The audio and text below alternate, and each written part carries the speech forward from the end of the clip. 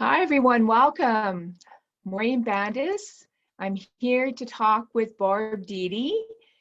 This is the Step Into Your Power online expo interviews, and I'm so honored that Barb is here today to talk to us and to tell us all about her and what she has to offer the world.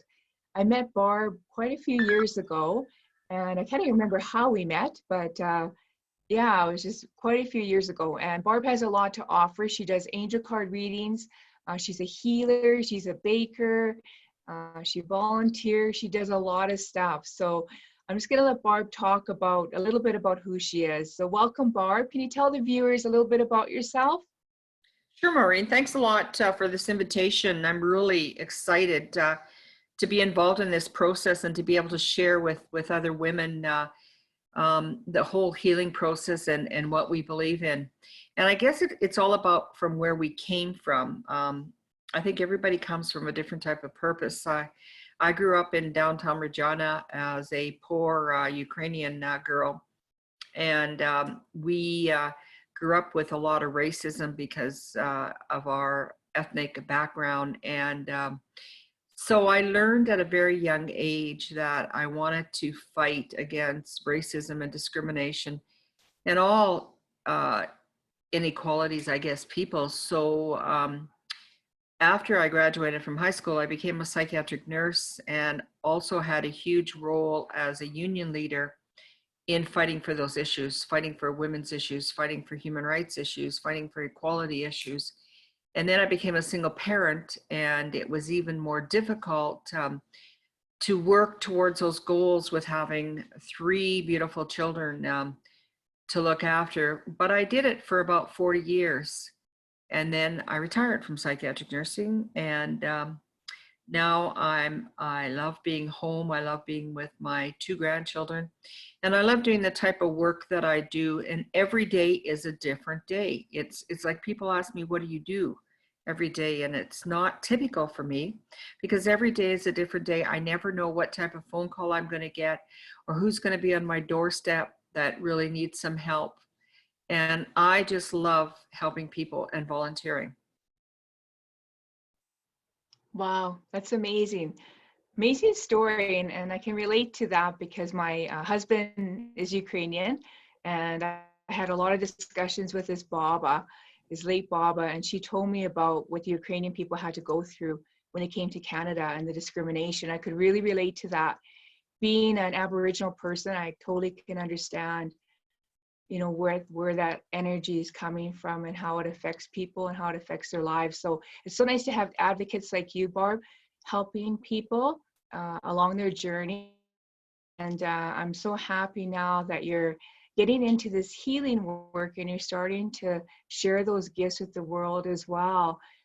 So can you tell the viewers why you chose to become an angel card reader? And can you just provide us with some information on why you made that choice?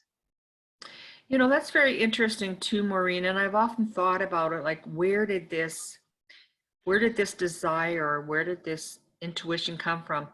I knew when I was young that my dad was extremely psychic and that he could see things, he could see people that had actually passed on. And my Baba also did a lot of reading tea leaves and different type of Ukrainian Russian, card reading.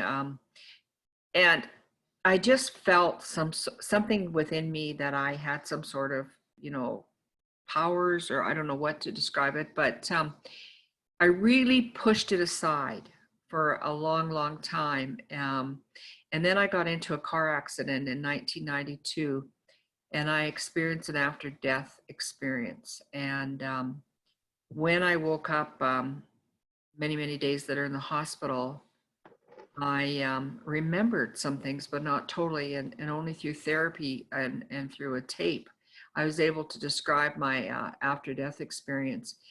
But it was then that I just clung on to this desire and this to want to become more involved in healing process, to want to read cards, to want to be able to explore what type of psychic abilities I had that may have matched my father's and my baba's. And I would go to fairs, psychic fairs, and I would try to get as many readings as I possibly could, and then compare the readings, come home, and then I started with one deck of cards. And it wasn't too long before I met you, actually, Maureen. It was, just a bit before I met you that I started dwelling with angel cards. And I took a couple of courses from Bonnie, actually. And then I met you, and you just inspired me, like, to really look at my abilities to help people and to become more of a healer. And you've always encouraged me to do that. And there's so many obstacles, around it. There's so many people that disbelieve what you're doing, and you have to face that within your family, but you still, you have the desire to move on. So now in my home, I have an angel room, and everybody totally respects it. They don't understand it, but they respect it. That's so true. Being different and putting yourself out there. There is a lot of judgment because people don't understand exactly what this means, and that's why we're having these interviews with people like you, so that the general public knows, what this all means, and that it's all about helping people. Like, we all have this spirit. It's not like religion. We all have this spirit. And I could see that spirit inside of you, Barb, and I knew we had a connection. And I knew that we had the connection, especially with that near-death experience, because I can totally relate to you with that as well. So not only do I connect with you with the angel cards, because that's how I started too, but the near-death experience is something else that I'd really like for you to share a little bit more about that if you're able to. But is there like a moment in time, that aha moment, that really made you think, this is my life path and I've been chosen? Or this is something that really opened up your eyes to see that, I need to do more of this. I need to explore it. I need to find out, because I know we're going to have judgment, and that's just part of anything when you're different. So yeah, just tell us that aha moment. I think probably when my kids were little, I had a couple of those moments, but they really scared me, where I was visiting with a friend, and all of a sudden I just got this streak of panic and fear all around me. And I looked at her, and I knew that something had happened to somebody really close to her family. And I didn't want to say anything. And while we actually were sitting there, she got a phone call, and her brother had passed away. And then a few months later, I actually seen her brother in a vision. So I have some visual, where I have some visual things, I have some hearing, but I also have some where I can really smell an individual around. But again, I sort of, those type of things, there was my children were going to an event, another one, and I seen this car hitting these children, and I didn't let them go. And two of their friends got hit that afternoon by a car. And I was just like, again, I just sort of wanted to press it away and say, no, like, what is that inside of me doing this? And I just did not want to recognize it. And then when I had my car accident, and when I was passing over, I could hear my daughter crying for me because she was in the back seat of the car, and she had broken her face and her back, and her face was all sliced up. And then my other daughter was in the car, and she had a lot of broken bones. And I remember looking back and just seeing her face and her crying. And then I remember just seeing purple, this vision of lights of purple and purple clouds and purple angels. And I didn't know what that was. I really didn't. And I suppressed that until I woke up in the hospital, and I had like these little flashbacks of this. And then I started having really, really bad dreams and reliving that car accident, because I was in a wheelchair for 3.5 years after that accident. And I was told I would never walk again. and I fought to walk again. I had, determination, and I kept talking to my angels, and I didn't know why I was talking to my angels. I just kept talking to them, and Michael has always been a favorite of mine, and I talked to him every day when I was in the hospital. And you've told me later on that Michael's around me, but I would talk to him every day, and then after I re-listened to the tape, because I had to go see a therapist because I was having these dreams that were so vivid, and he taped me while I was talking about the accident, and then brought back, and he said to me that I would never ever be comfortable again if I didn't have purple around me, if I didn't wear purple, or if I didn't have it around me. And I tried so many times, Marina. I tried wearing different colors, and I just felt totally just out of balance. I have to have purple around me, and I believe from my readings is because that was my vision when I was passing over. Wow, such a beautiful story, Barb. I just want to thank you for sharing that, because it takes a lot of courage to share that. Yeah, I don't When tell a lot of people. I don't. Yeah. I know, I think this is, I've heard bits and parts of it, but this is the first time I really heard the Hmm. full entire story, and I really honor that for sharing with the viewers your experience. Because Archangel Michael, the angels are real. When I had my experience, the angels were beside me and taking care of me, and I felt this divine light go through my whole entire body. Mine was a car accident as well, and I know it was the angels, my guardian angel. She's the one that saved me. Her name is Rebecca, and I know their energy is so powerful. And Archangel Michael started me on my journey as well for healing, doing angel card readings. I know that purple aura. He has an amazing aura, and I'm so glad that you're honoring him. He's telling me to say thank you for honoring me by wearing purple, Barb, because it means so much to the angels when you honor them in that way. And he's just saying thank you so much, because he's going to help you along this journey. You have so many people that have helped to guide you along this path. Is there anybody, I know you mentioned Bonnie Bogner.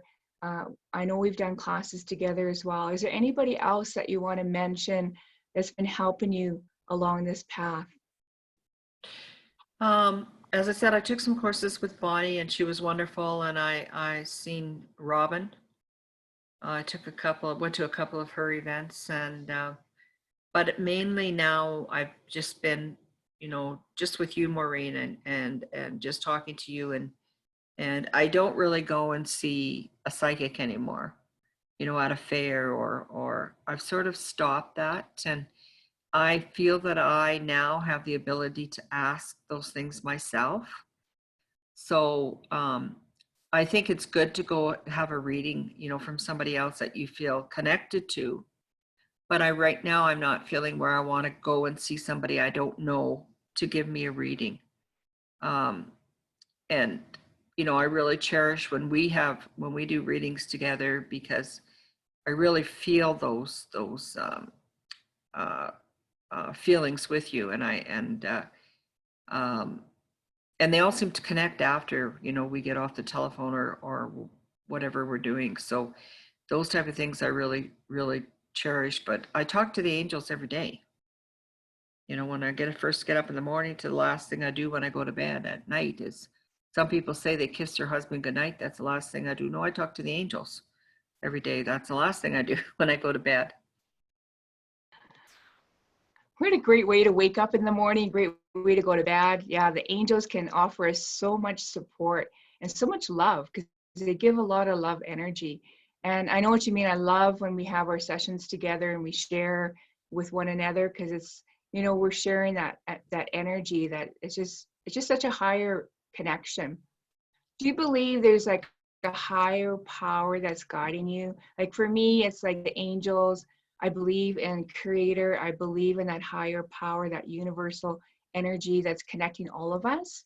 And I know what you mean about, not, I used to go for readings for people lots too. And now I know I have that direct connection, but it does take time to have that direct connection. Can you talk a little bit about how you're connecting to that higher energy? Well, I think it's really important to me, like before I make any major decisions, I always sit down and meditate for a while and really think about what I'm going to do and ask for help um, in what I'm doing. Now that I'm retired, I don't have, a lot of those employment decisions I have to make or anything like that. But we still have decisions every day if regards to health or regards to our children. Our children, no matter what age they are, they're still our children, and sometimes I have to ask for guidance with them because we have such a difference of opinion. So I always ask, like I really believe I was brought up in a Catholic school. Um, but my religious background is Ukrainian Orthodox, and I really believe in a higher power. I really believe in God, and that's who I talk to is God. That is my higher power. And I don't go to church a lot. I don't feel that I really need to. I go to church when I really want to, but I talk to my God all the time too. God and Mary. I talk to Mary a lot, Mother Mary, and if I'm talking to God, I'm talking to her. So that's my higher power. And that's something that I think it was brought up with me as a child. We did that. We said our prayers. And that stuck with me. And my Baba, we used to kneel down beside her high bed, and she would say her prayers in Ukrainian and we'd say them in English. And then we try to say Ukrainian and she tried to say English because we had the language barrier. We couldn't talk to each other, but it was really, really a moving experience. And I remember one time she had a rosary all the time, and she took her hand and put the rosary in my hand. And when she did this, I just felt this almost like it was electricity, going from her hand to my hand with this rosary. And I've never, ever forgotten about that, ever, ever. It's just been something that sort of like, it was like a message, like she was passing on some of her spiritual abilities to me. And I've told some people that, and I've never told you this before, but I've told some people that before, and they've sort of laughed at me and said, how could you remember that as a child? But I do, I remember it vividly as a child, that happening to me.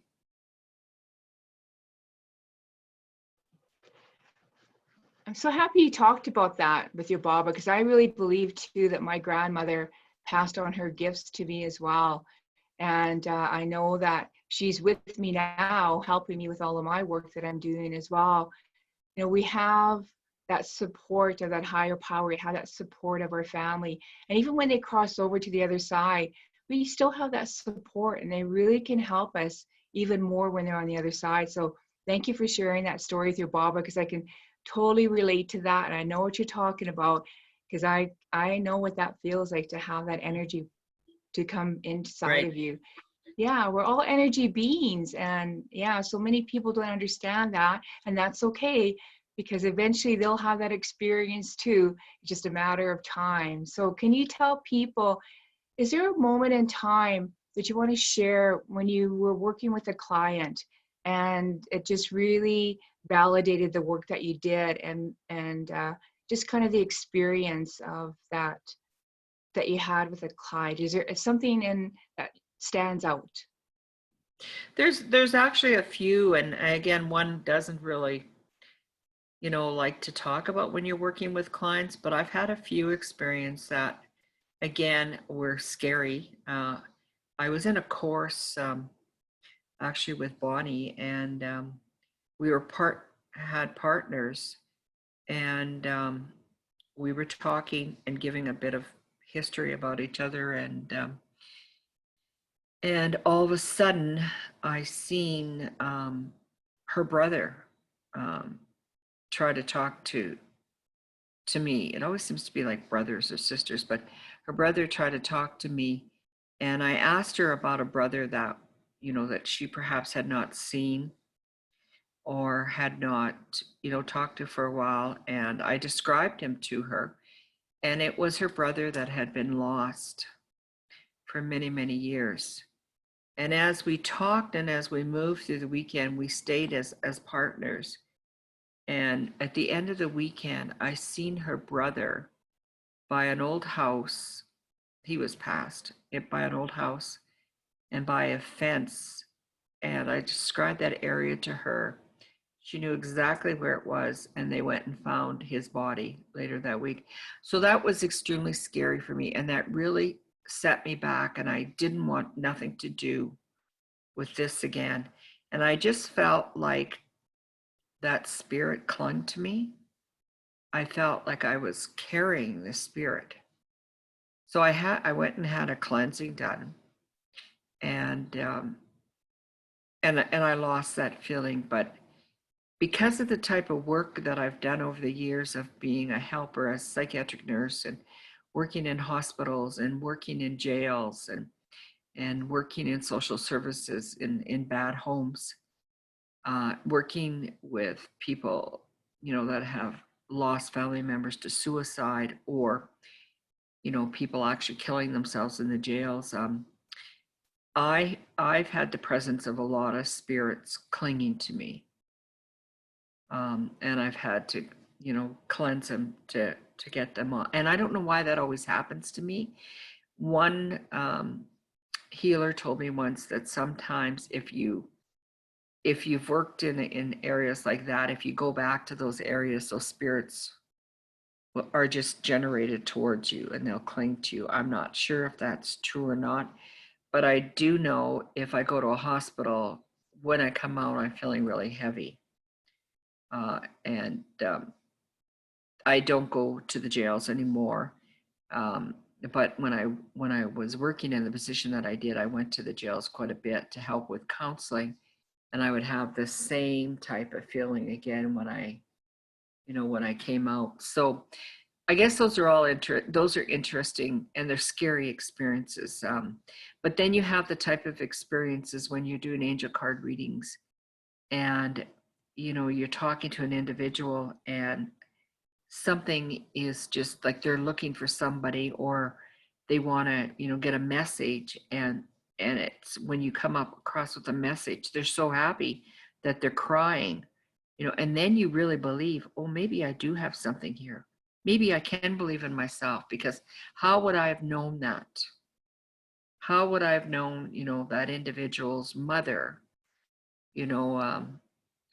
is trying to tell her this, something so intimate, to an individual. Like, how would I have known? And then then you feel good about yourself again.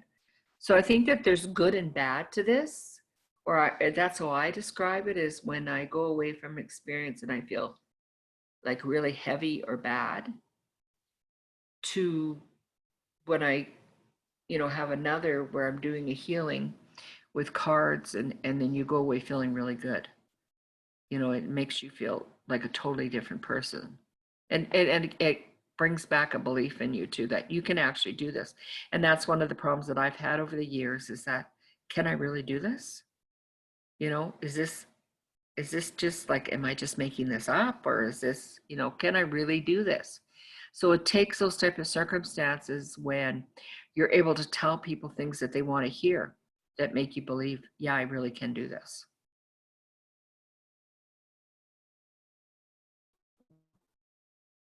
I so love that, Barb. I just love everything that you just said. It's that trust, it's like, this really, really happening? Is it like, how do I know these details? Like, and it does get scary sometimes. And I know I've had some of those aha moments too, where I thought, well, how the heck did I know that? But, when you're talking about the spirits coming to you, they come to you because they know you have a higher belief.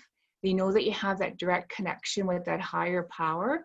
So they're actually coming to you to help, so you could help them cross over.